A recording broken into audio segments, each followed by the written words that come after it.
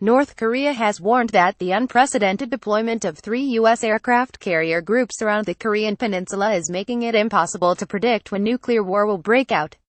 North Korea's UN ambassador, Songnam, said in a letter to the Secretary-General, António Guterres, on Monday that the joint U.S. military exercises with South Korea are creating the worst-ever situation prevailing in and around the Korean peninsula. Along with the 3 carrier groups, he said the U.S. has reactivated round-the-clock sorties with nuclear-capable B-52 strategic bombers which existed during the Cold War times. He also said the U.S. is maintaining a surprise strike posture with frequent flight of B-1B and B-2 formations to the airspace of South Korea. The large-scale nuclear war exercises and blackmails, which the U.S. staged for a whole year without a break in collaboration with its followers to stifle our republic, make one conclude that the option we have taken was the right one and we should go along the way to the last, Ja said. He didn't elaborate on what the last might be, but North Korea has launched ballistic missiles that have the potential to strike the U.S. mainland, and it recently conducted its largest ever underground nuclear explosion. It has also threatened to explode a nuclear bomb above the Pacific Ocean.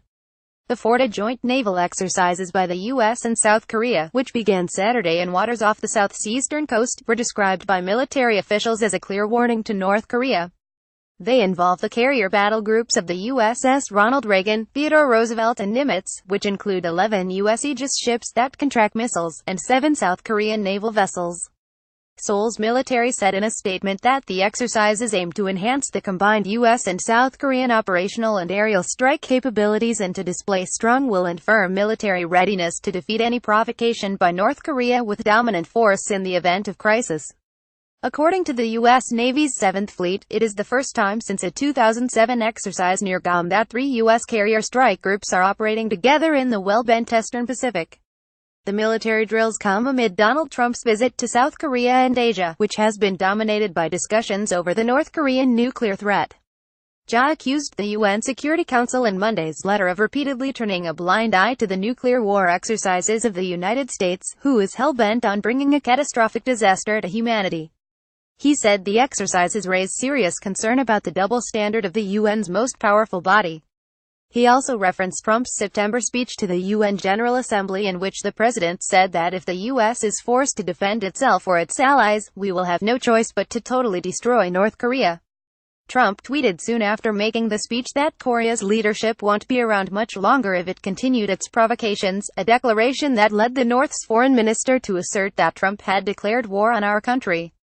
Ja said on Monday the U.S. is now running amok for war exercises by introducing nuclear war equipment in and around the Korean peninsula, thereby proving that the U.S. itself is the major offender of the escalation of tension and undermining of the peace.